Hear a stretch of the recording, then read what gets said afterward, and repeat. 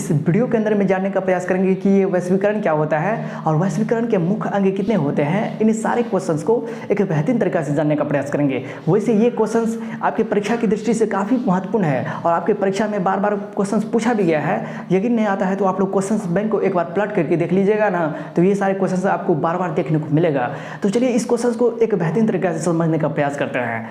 तो वैश्वीकरण का मतलब होता है पूरा विश्व में जितने भी देश हैं उन सारे देशों के अर्थव्यवस्था का एकीकरण। एकीकरण का मतलब एक करना।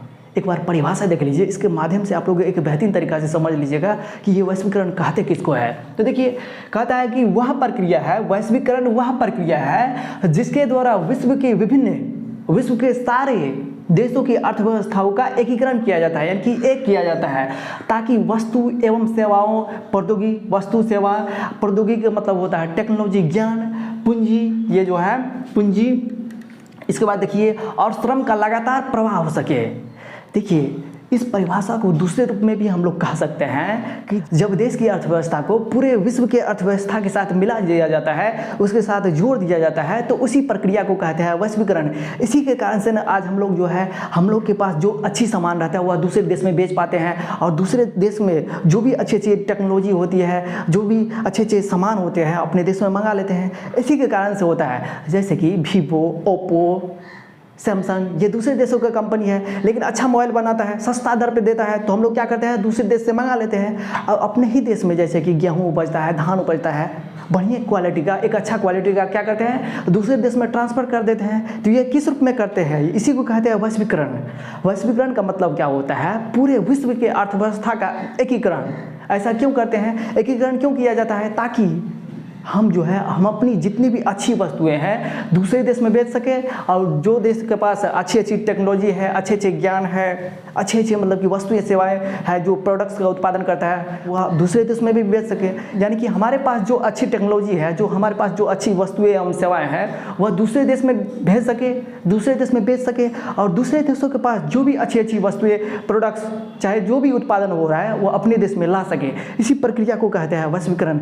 सोचिए, अगर वैश्वीकरण नहीं रहता है, यानी कि पूरे देश की अर्थव्यवस्था को जब हम लोग विश्व की अर्थव्यवस्था के साथ नहीं मिलाते, तो आज कोई भी देश आगे नहीं बढ़ पाता। क्योंकि देखिए, अगर वैश्वीकरण नहीं होता, अगर यह प्रक्रिया नहीं होती, तो कोई भी देश आगे नहीं बढ़ पाता।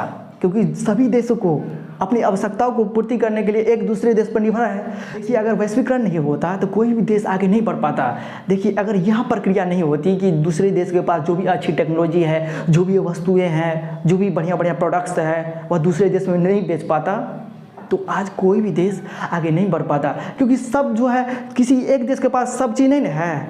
हमेशा क्या होता है, ज़रूरतों को एक दूसरे से साझा करके हम आगे बढ़ सकते हैं, सामूहिक रूप से बढ़ सकते हैं, अकेले नहीं बढ़ पाते हैं, नहीं बढ़ सकते हैं। इसलिए वैश्वीकरण बहुत ही मायने रखता है। अगर ये वैश्वीकरण नहीं होता तो इतना जो आज हम लोग देख रहे हैं, विकास कर रहे हैं, इतना जो हम लोग आगे बढ़ रहे हैं, ये कभी नहीं हो पाता। क्योंकि एक ही देश के पास सब कुछ नहीं है। अगर ये वैश्वीकरण नहीं हुआ रहता, अगर यह प्रक्रिया नहीं होती, तो आज जो हम जितना आगे बढ़ रहे हैं, जितना आगे जा रहे हैं, ये कभी नहीं जा पाते। क्योंकि किसी भी देश के पास सारे संसाधन उपलब्ध नहीं रहता है।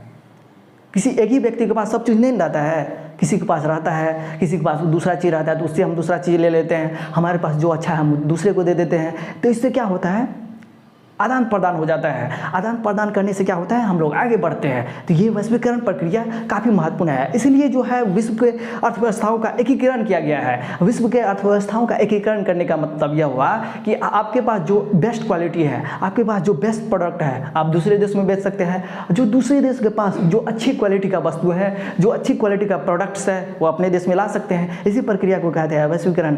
अब समझ रहे हो ना कि अगर वैश्वीकरण नहीं रहता तो क्या होता है, हम लोग और पीछे चले जाते हैं। यही वैश्वीकरण है जो विश्व के सभी देशों को एक साथ जोड़ करके बांध कर रखा है और सभी आगे बढ़ पा रहे हैं। चाहे विकासशील देश हो, चाहे विकसित देश हो, सभी को आपस में मिलजुल कर कार्य करने से ही फायदा है, तभी आगे बढ़ पाएगा, अन्यथा नहीं आगे बढ़ पाएगा।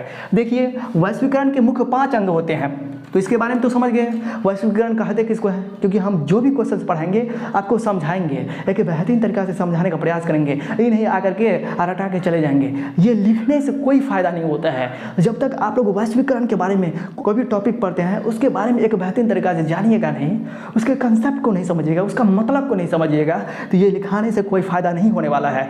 अगर मान के चलिए यहाँ पर हम जो समझाने का प्रयास कर रहे हैं अगर आप लोग समझ गए होंगे तो अपने मन से आप इस बात को लिख सकते हैं कि ये वैश्वीकरण कहते किसको है।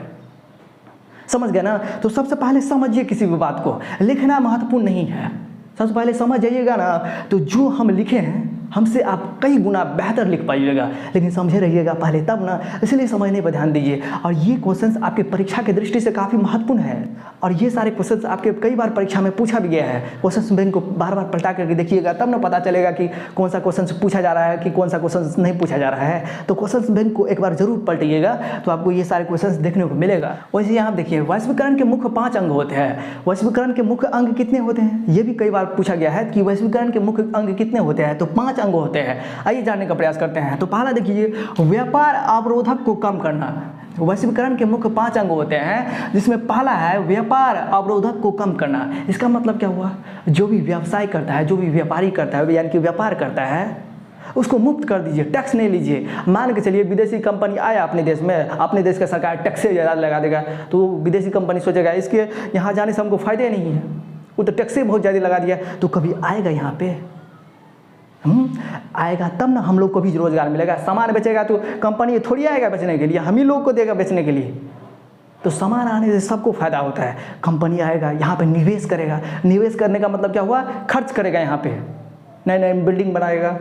एक बात समझिए ना, कहीं पे विद्यालय खुलता है, कहीं पे मान के चलिए सिनेमा हॉल खुलता है, कहीं पे जो है कोई मतलब कि बड़े बड़े कंपनी आते हैं तो वहाँ क्या होता है, रोज़गार भी उत्पन्न होता है। वहाँ के लोगों को छोटे छोटे दुकान कर लेता है, उसके माध्यम से लोग बेचता है सामान, बहुत चीज़ होता है, क्लिनिक खोल लेता है। तो कंपनी जब आती है तो उसके लिए जो है अवरोधक, व्यापार अवरोधक को कम करना है। व्यापार अवरोधक का कम करने का मतलब क्या हुआ, जो आप टैक्स लेते हैं उसको मुक्त कर दीजिए, तब ना विदेश से कंपनी आएगा कि इस देश में हमको जाने से फ़ायदा है। समझ गए ना? और हमको भी फ़ायदा है, आपको भी फ़ायदा है, क्योंकि कंपनी जो यहाँ पर आएगा, जो अपना मॉल खोलेगा, जो अपना हॉल बनाएगा, तो उसके अगल बगल में हम लोग दुकान खोल के या कोई भी काम करके हम रोज़गार प्राप्त कर सकते हैं। बहुत सारे रोज़गार की संभावनाएं उत्पन्न होती है। इसके बाद देखिए वैश्वीकरण के मुख्य अंग में दूसरा क्या कहता है, दूसरा कहता है कि ऐसा वातावरण कायम करना कि प्रौद्योगिकी का यानी कि टेक्नोलॉजी का लगातार प्रभाव हो सके। प्रौद्योगिकी का मतलब क्या हुआ, ज्ञान, नॉलेज, जो हम सीख चुके हैं, कोई भी चीज़ बनाने का ज्ञान, तो इसका लगातार प्रभाव होना चाहिए। लगातार हम मान के चलिए हम यहाँ पर निर्माण करेंगे, कोई भी टेक्नोलॉजी, कोई भी ड्रोन कैमरा बनाएंगे, कोई भी चीज़ प्रोडक्ट्स का निर्माण करेंगे तो इस ज्ञान का लगातार प्रभाव होना चाहिए। यहाँ पर बनाए तो हम जर्मनी में भी बना सकते हैं, वहाँ पर भी निवेश कर सकते हैं, इटली में भी, फ्रांस में भी।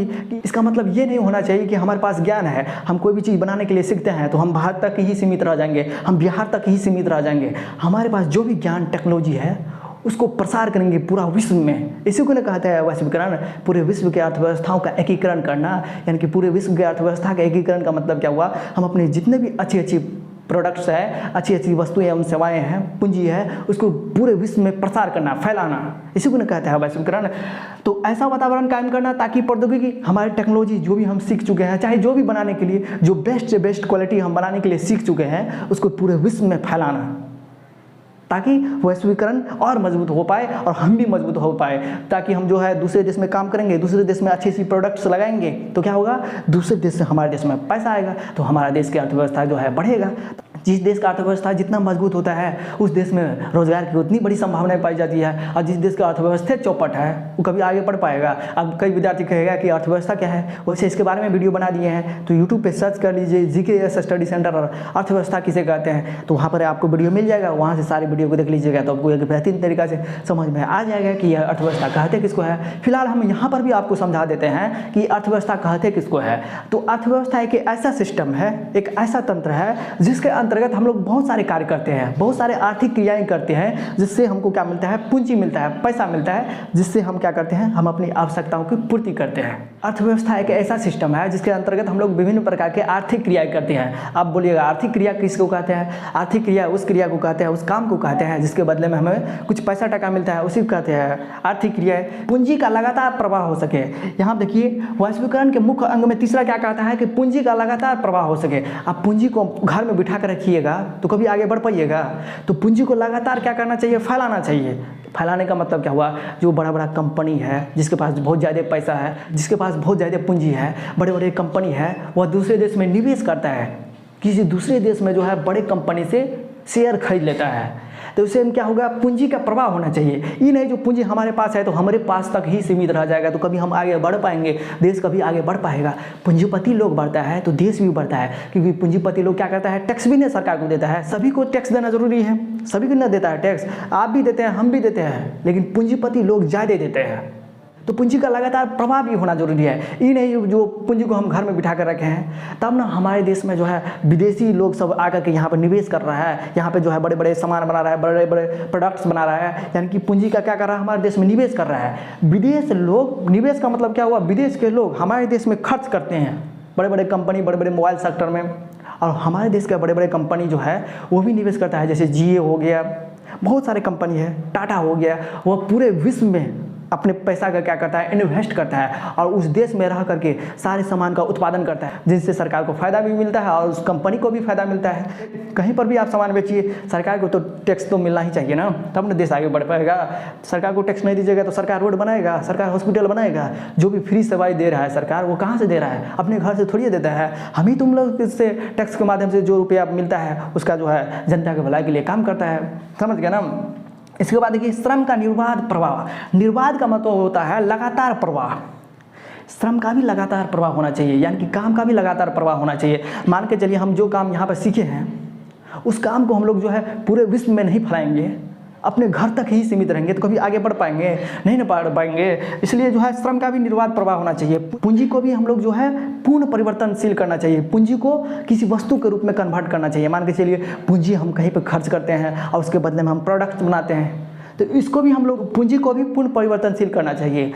तो आइए एक बार और एक बेहतरीन तरीका से हम समझाने का प्रयास करते हैं, ताकि आपको एक बेहतरीन तरीका से ये 2 क्वेश्चंस आपको समझ में आ जाए। देखिए वैश्वीकरण का मतलब होता है पूरे विश्व के अर्थव्यवस्थाओं का एकीकरण।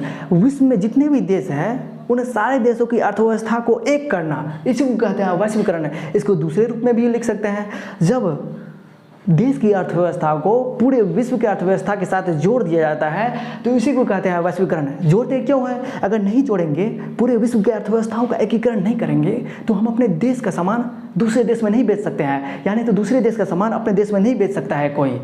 इसलिए वैश्वीकरण किया जाता है, ताकि सब आदमी मिलजुल करके, सभी कंट्री, सभी देश मिलजुल करके आगे बढ़ पाए। अगर यह वैश्वीकरण की प्रक्रिया नहीं होती, अगर ये प्रक्रिया नहीं होती कि तुम्हारे पास जो बेस्ट क्वालिटी का प्रोडक्ट्स है, चाहे मोबाइल है, चाहे वस्तुएं, सेवाएं, कोई भी चीज़ है, अगर ये प्रक्रिया नहीं रहती कि तुम्हारे पास जो चीज़ है, अच्छा चीज़, तुम दूसरे देश में नहीं बेच पाता, जो दूसरे देश के पास है वो हमारे देश में नहीं बेच पाता, अगर ये प्रक्रिया सब नहीं रहती, आदान प्रदान करने की प्रक्रिया नहीं रहती, तो कोई भी देश आज जो आगे बढ़ पा रहा है इतना आगे नहीं बढ़ पाता, वह काफ़ी पीछे चला जाता है। तो ये काफ़ी महत्वपूर्ण लगता है ये वैश्वीकरण की प्रक्रिया, क्योंकि इससे क्या होता है, हम अपनी जितने भी अच्छी वस्तुएं होती है जो दूसरे देश डिमांड करता है उसको भेज देते हैं, और जो दूसरे देश में जो अच्छी प्रोडक्ट्स होती है जो वो अपने देश में ला लेते हैं। तो ऐसे में होता क्या है, हमारी ज़रूरत की पूर्ति हो जाती है, और ज़रूरत की पूर्ति होगा तभी ना हम आगे बढ़ पाएंगे, समझ गए ना। और वैश्वीकरण के देखिए मुख्य 5 अंग होते हैं। 5 में क्या हुआ है, पहला व्यापार अवरोधक को कम करना, यानी कि ऐसा सिस्टम तैयार करना जिससे व्यापारी को व्यापार करने में किसी भी प्रकार का दिक्कत नहीं हो। मान के चलिए बाहर से कोई भी कंपनी आएगा, अपने देश में सरकार जो है टैक्स लगाएगा, उसको बढ़िया तरीक़ा से देख रेख नहीं करेगा, उसको बढ़िया नियम कानून नहीं देगा, तो वो कभी आएगा अपने देश में इन्वेस्ट करने के लिए, व्यापार करने के लिए नहीं आएगा। उसके बाद देखिए ऐसा वातावरण कायम करना ताकि प्रौद्योगिकी का, यानी कि टेक्नोलॉजी का, तकनीक का, ज्ञान का जो हमने बनाने के लिए सीखे हैं उसका लगातार प्रवाह हो सके। हम अपने देश तक ही नहीं सीमित रह सके, बल्कि अपने ज्ञान को जो हमने बनाने के लिए सीखे हैं, चाहे कोई भी चीज़ क्यों ना हो, चाहे एरोप्लेन बनाने के लिए सीखे हैं, चाहे जो है ड्रोन कैमरा बनाने के लिए सीखे हैं, चाहे बढ़िया फर्नीचर बनाने के लिए सीखे हैं, उसका लगातार प्रवाह होना चाहिए, एक देश से दूसरे देश तक भी पहुंच होना चाहिए टेक्नोलॉजी का, इस काम का। इसके बाद देखिए ये तीसरा में देखिए पूंजी का भी लगातार प्रवाह होना चाहिए। पूंजी को हम लोग बिखरा कर रखेंगे तो कभी आगे नहीं बढ़ पाएंगे। तो पूंजी को दूसरे देश में निवेश भी करना चाहिए ताकि दूसरे देश से भी हम लोग को पैसा आ सके, पैसा कमा सके। तो अपने देश में तो इन्वेस्ट करना ही चाहिए, लेकिन इसके साथ साथ दूसरे देश में भी निवेश करना चाहिए, इससे आपको फायदा मिलेगा। श्रम का भी निर्बाध प्रवाह होना चाहिए। श्रम का मतलब हुआ यानी कि काम का भी लगातार प्रवाह होना चाहिए। इसके बाद देखिए चौथा में श्रम का भी निर्बाध प्रवाह होना चाहिए। निर्बाध का मतलब होता है लगातार, यानी कि काम का भी लगातार प्रवाह होना चाहिए। इन्हें जो काम कर रहे हैं, इंडिया का आदमी है तो इंडिया तक सीमित रहेंगे, इंडिया में काम करके कमाएंगे, दूसरे देश में भी जा करके कमाते हैं आजकल यहाँ का जो है, इंडिया का जो निवासी है। इसके बाद देखिए वैश्वीकरण के मुख्य अंग में चौथा क्या कहता है, श्रम का यानी कि काम का भी लगातार प्रवाह होना चाहिए। इन्हें जो हम मान के चलिए इंडिया का है तो इंडिया में काम करेंगे, हमारे पास जो अच्छी टेक्नोलॉजी है, हमारे पास जो अच्छा कोई भी काम करने का तरीका है, चाहे मोबाइल बनाने का है, चाहे कोई भी ड्रोन कैमरा का बनाने का है, चाहे एरोप्लेन, चाहे मिसाइल बनाने का, छोटा से छोटा काम या बड़ा से बड़ा काम जो दूसरे देश के लिए फ़ायदेकारी हो सकता है या अपने देश के फ़ायदेकारी हो सकता है, तो हम अपने देश तक ही नहीं सीमित रह सकते हैं। ऐसे में क्या होगा, विदेश से पूंजी नहीं आएगा, और विदेश से पूंजी नहीं आएगा तो देश का अर्थव्यवस्था मजबूत नहीं होगा। तो यहाँ पे देखिए श्रम का यानी कि काम का भी लगातार प्रवाह होना चाहिए। अपने देश में काम कर रहे हैं तो दूसरे देश में भी जा करके हम अर्न कर सकते हैं, वहाँ से भी हम कमा सकते हैं। आज जो है पूरे विश्व में सभी देशों में भारतीय हैं, वहाँ पे काम कर रहे हैं और उनसे क्या होता है, उसको तो फ़ायदा मिल ही रहा है, साथ ही साथ देश को भी फ़ायदा मिलता है और देश को भी जानने का मौका मिलता है, दूसरे देश को भी जानने का मौका मिलता है और दूसरे देश को लोग भी जानता है कि भारतीय लोग कितना शक्तिशाली होते हैं, कितना तेज होते हैं। तो इन सारे क्वेश्चंस को एक बेहतरीन तरीके से देख लीजिएगा। और पूंजी को भी पूर्ण रूप से परिवर्तनशील करना चाहिए, तो ये पांचवा हुआ।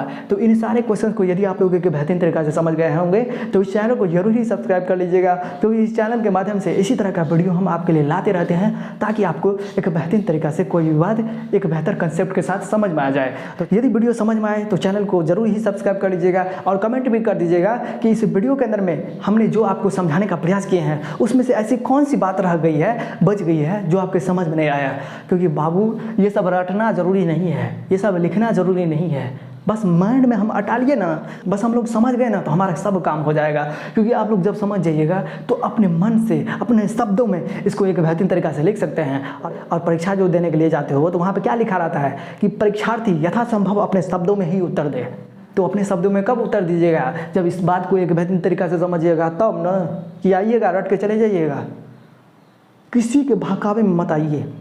समझ गए ना, जब तक किसी बात को समझिएगा नहीं तब तक लिखिएगा नहीं, पहले समझ लीजिए, फिर इसके बाद सर नहीं भी लिखाएगा ना तो एक बेहतरीन तरीके से लिख लीजिएगा। और वैसे तो यहाँ पे हम आपको लिखा दिए हैं, इसको लिख लीजिए। वैश्वीकरण के मुख्य 5 अंग है, और वैश्वीकरण किसे कहते हैं वैसे हम यहाँ पे लिखा दिए हैं। तो चलिए फिर मिलते हैं नए वीडियो में, तब तक के लिए हमें विदा दीजिए। जय हिंद, जय भारत, पढ़ते रहिए, स्वस्थ रहिए। तो चलिए फिर मिलते हैं।